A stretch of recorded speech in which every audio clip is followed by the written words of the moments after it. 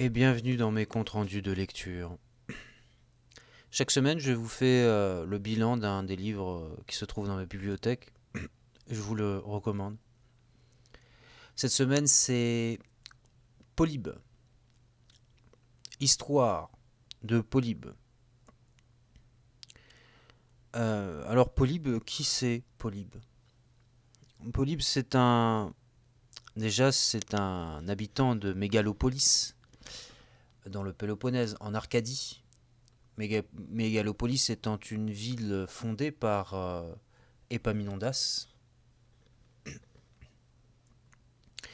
Et Polybe est issu d'une famille de la noblesse, si on ose dire, puisque son père, Lycortas, a joué un grand rôle dans cet état politique que l'on appelait la Ligue achéenne. La Ligue achéenne, c'est la dernière confédération de cités grecques. La Ligue achéenne, c'est le dernier grand état de la Grèce antique. Cette Ligue achéenne, elle s'est opposée à la Ligue étolienne. Cette Ligue achéenne, elle s'est opposée aux États hellénistiques, aux grands États hellénistiques, comme à l'État du roi de Macédoine. Eh bien, Polybe, il était issu de cette Ligue achéenne, et il en a vu les derniers feux. Son père a été, à un moment donné, chef de la Ligue achéenne. Cette Ligue achéenne qui a vu se succéder Lycortas, qui a vu se succéder Aratos, et qui a vu à sa tête aussi Philopoémène, celui que Plutarque désigne comme le dernier des Grecs. Alors Polybe, il a vécu dans cette Ligue achéenne, il a porté même les cendres de Philopoémène, et il a été témoin de l'alliance de sa patrie avec Rome, puisque sa patrie a été durant un long temps une alliée fidèle de Rome. C'est que à un moment donné que la Ligue achéenne a trahi un peu la confiance de Rome, c'est au moment de cette deuxième guerre de Macédoine qui opposait Rome au royaume macédonien et qui a vu la défaite de Persée. Car la Ligue achéenne soutenait plus ou moins le roi de Macédoine, ou n'avait pas renouvelé comme il se devait son alliance avec Rome pour combattre le roi de Macédoine. Et c'est après la défaite de Persée et du roi de Macédoine que Paul-Émile a entrepris un grand et long voyage de la Grèce, où il a fait en passant payer la Ligue achéenne de sa trahison ou de son infidélité, en s'emparant de toute une partie de la noblesse de cette Ligue achéenne. Et dans cette partie des otages que Polybe a saisis, il y avait dans cette partie des otages que Paul-Émile a saisis, il s'y trouvait Polybe. Polybe a donc été capturé et a été pris comme otage en tant que fils de noble et fils de dirigeant de la Ligue achéenne. C'est une politique coutumière à Rome que de prendre des otages pour fidéliser les nations dont on soupçonne des velléités de rébellion. Et souvent, les rois donnent leurs enfants en otage à la puissance romaine. Eh bien, Polybe, il n'est pas fils de roi, mais bon, il est fils d'un des dirigeants de cette Ligue achéenne. Donc, il est partant pour passer en tant qu'otage sa jeunesse et le début de son âge adulte à Rome. Et de fait, il a été un très grand admirateur de Rome, il a été témoin de cette conquête du bassin méditerranéen par la puissance romaine, et plus grand, il s'est attaché à de grandes familles nobles romaines, puisque, étant noble lui-même, il a été élevé en exil aux côtés des familles nobles et aux côtés des enfants, et d'un enfant en particulier de Paul-Émile, qui est Scipion Aemilianus, le second africain, fils de Paul-Émile, qui avait 17 ans au moment de la bataille de Pydna et de la défaite de Persée, et qui s'est fortement attaché à la compagnie de Polybe. Donc Polybe qui s'est attaché à la famille de son ravisseur, du moins pas la famille en tant que telle de son ravisseur qui était Paul-Émile, mais du moins à la famille du fils de son ravisseur qui, oui, paradoxe, n'appartenait plus à la famille de son propre père, mais il appartenait à la grande famille des Scipions, car Paul-Émile a fait adopter ses deux fils par des familles C'était une tradition à Rome que de faire adopter ses propres enfants par de grandes familles et d'insinuer des alliances matrimoniales sans forcément passer par le mariage. Il a accepté, Paul-Émile, que ses deux fils aînés soient adoptés par d'autres grands nobles. Et Scipion Émilien, eh bien, il a été adopté par les Scipions, alors qu'il était fils de Paul-Émile. Et voilà, il s'est attaché à Scipion Émilien et il a, en conséquence, il s'est en conséquence pris d'admiration pour les vainqueurs de sa nation et pour la puissance montante de Rome. Et il a mis tout cela sur papier, du moins à la fin de sa vie, comme beaucoup d'historiens antiques. Il a résumé, il a écrit l'histoire de la puissance romaine et de sa domination en Méditerranée. Et cette histoire, elle est vaste et elle est étoffée et développée, mais en réalité, il nous en reste pas grand-chose de cette histoire de Polybe. Là, le livre que je vous présente, il fait 1500 pages. Mais des livres en tant que tels, des livres de Polybe qui nous ont été conservés, il n'y en a que 5, plus ou moins bien conservés. Et le reste ne nous est parvenu qu'en état fragmentaire. Polybe, son objet et son dada, c'est de présenter la montée en puissance de Rome. Mais ce n'est pas son seul objet, puisque là où il est original, c'est que il veut aussi dresser une histoire qu'il appelle, lui, une histoire universelle, en ce sens qu'il va nous décrire et qu'il nous décrit l'histoire des 3 continents de la Terre connue, à savoir l'histoire de l'Europe, l'histoire de l'Asie et l'histoire de l'Afrique. Donc il y a 3 zones ou 3 lieux à compter. Donc ce sera les guerres macédoniennes, mais ce sera aussi la guerre entre les Ptolémées et les Séleucides. Et les événements d'Italie. Et grâce à cela, il brosse l'entièreté du monde connu et il raconte l'histoire en simultané. Il change année par année, il change de zone et il décrit ce qui se passe dans les trois zones de façon simultanée en Afrique, en Asie et en Europe. Alors le livre de Polybe commence à peu près au début de la première guerre punique. Quoique, si je m'en souviens bien, il commence vraiment à la fin peut-être à la fin des guerres samnites et aux derniers affrontements que les Romains ont amenés. Non pas aux derniers affrontements, mais à des affrontements que les Romains ont amenés contre les Celtes en Italie du Nord. Une série d'affrontements qui englobent à la fois les Celtes, les Samnites et les Étrusques. Je crois que c'est la bataille de Santinum en 296. C'est par là que Polybe commence. Donc il commence son récit au tout début du IIIe siècle avant Jésus-Christ. Et donc il nous déroule les 3 guerres puniques. Il nous fait le récit des 3 guerres puniques. Il nous fait le récit des 3 guerres puniques, sauf que de récit complet des guerres puniques, c'est les 2 premières qu'on a le récit complet de la part de Polybe. Et Polybe est très précieux sur les guerres puniques. Il est surtout précieux pour la première guerre punique, qui commence dans les années 260 avant Jésus-Christ, puisque on n'a pas tant de récits de cette première guerre punique, et c'est Polybe qui nous en conserve la plus grande part, car en ce qui concerne Tite-Livre, on a perdu le passage de la Première Guerre punique. Ça fait partie de ces livres qui nous ont pas été conservés par Tite-Livre.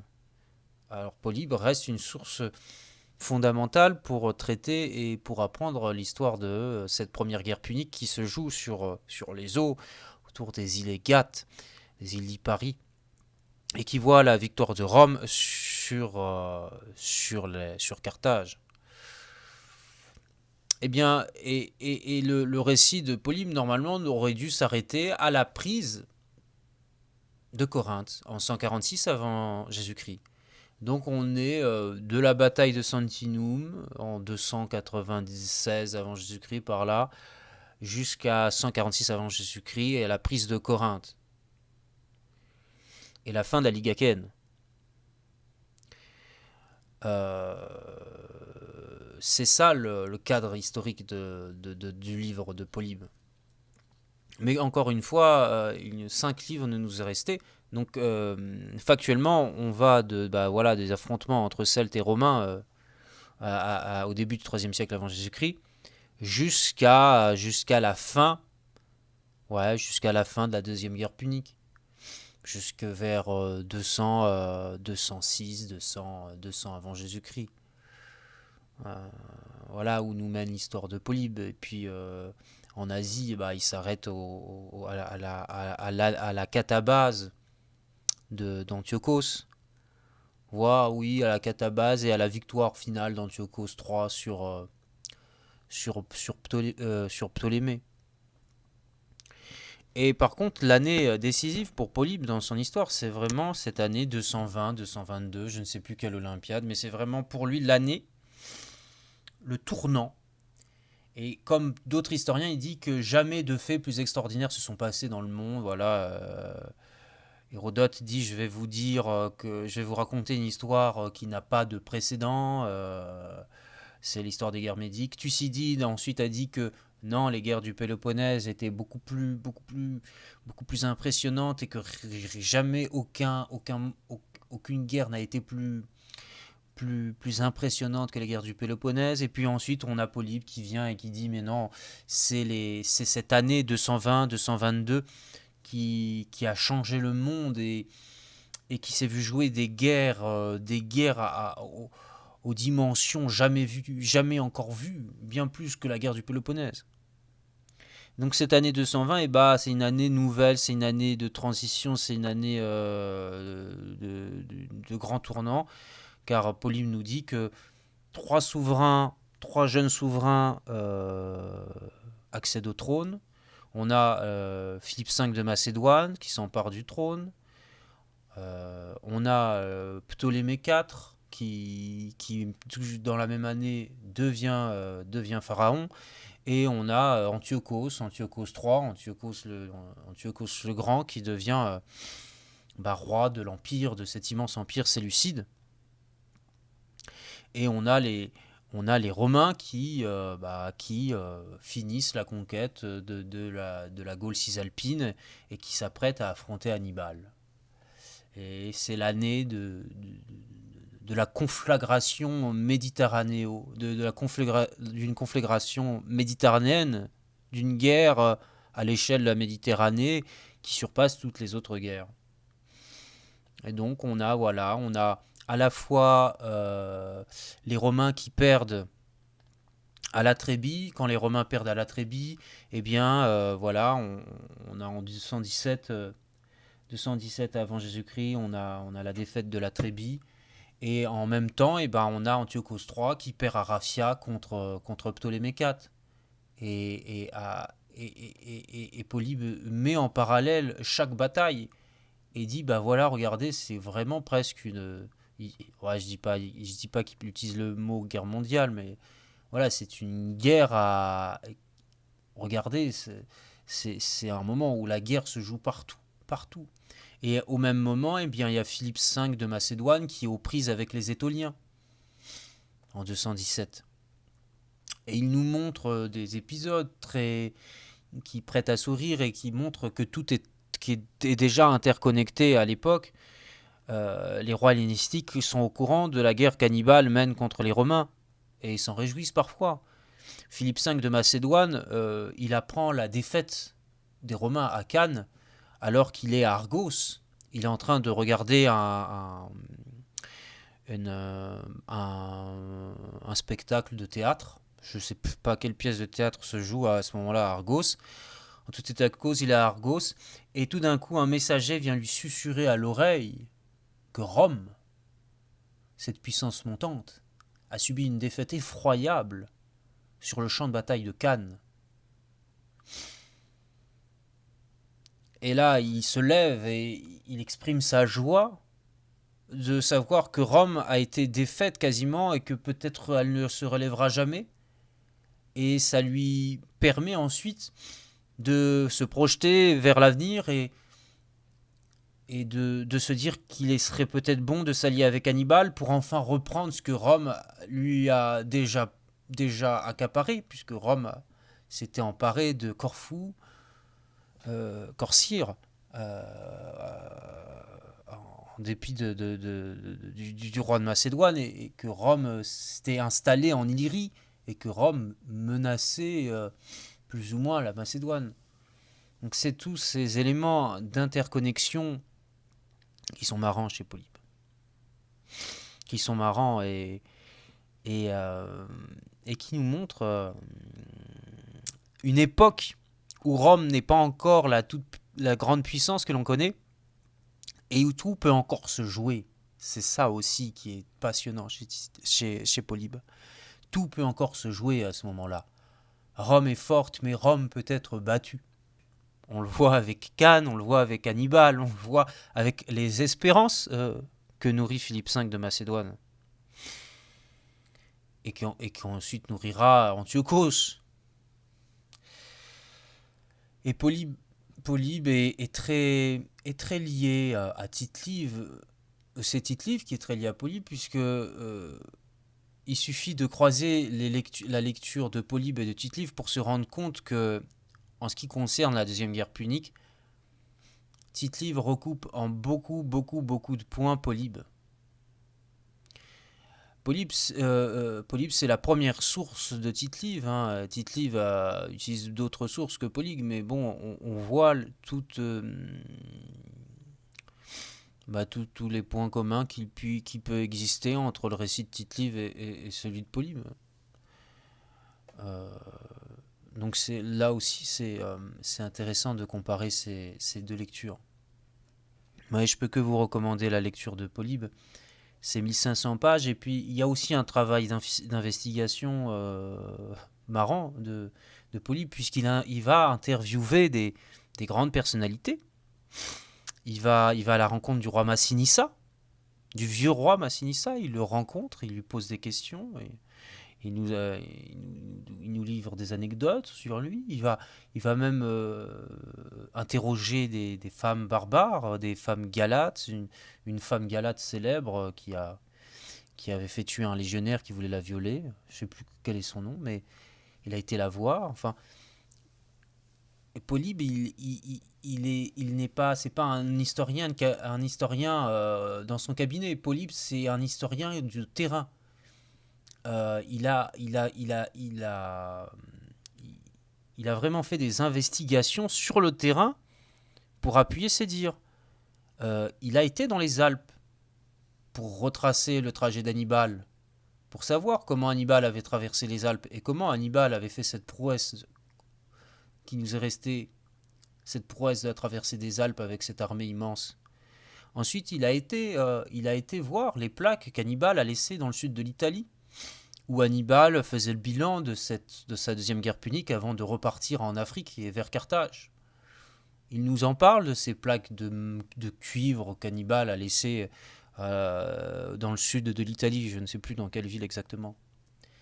Mais on sent un historien impliqué et un historien qui va sur les lieux et qui ne se contente pas seulement de compiler des livres. C'est pour ça aussi que Polybe est attachant, et c'est pour ça qu'il est bon de le lire Polybe et s'attacher à son récit.